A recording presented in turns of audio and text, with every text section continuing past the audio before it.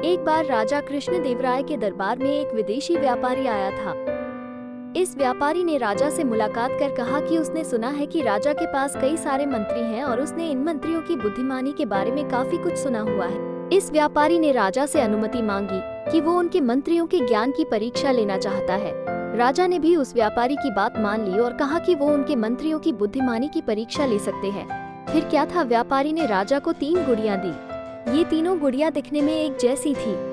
गुड़िया राजा को देने के बाद व्यापारी ने राजा से कहा कि आपके मंत्री मुझे 30 दिन के अंदर एक जैसी दिखने वाली इन गुड़ियों में क्या अंतर है ये बताएं। राजा ने भी व्यापारी की बात मानते हुए अपने राज्य के मंत्रियों को बुलाया और उन्हें ये कार्य करने को दिया। हालांकि राजा ने तेनालीरामा को ये कार्य नहीं सौंपा था, लेकिन लंबे समय तक कोई भी मंत्री ये नहीं बता पाया कि आखिर एक जैसी दिखने वाली इन गुड़ियों में क्या अंतर है।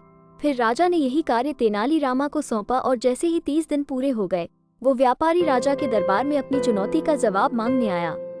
फिर क्या था, तेनालीरामा ने उस व्यापारी को कहा कि इन 3 गुड़ियों में से एक गुड़िया अच्छी है, एक ठीक ठाक है, जबकि एक बहुत बुरी है। तेनालीरामा के इस जवाब को सुनकर सब हैरान रह गए कि आखिर किस आधार पर तेनाली ने ये जवाब दिया।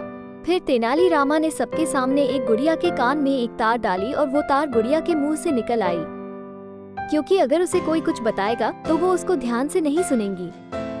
वही जो आखिरी गुड़िया है, उसे जो कोई कुछ बताएगा वो उसे अपने दिल के अंदर रखेगी, इसलिए वो गुड़िया अच्छी है।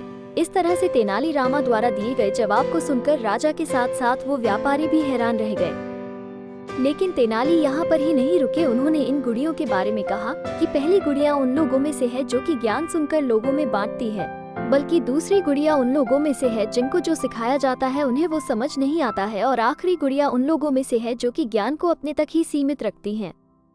तेनाली के इस जवाब को भी सुनकर राजा काफी खुश हुए।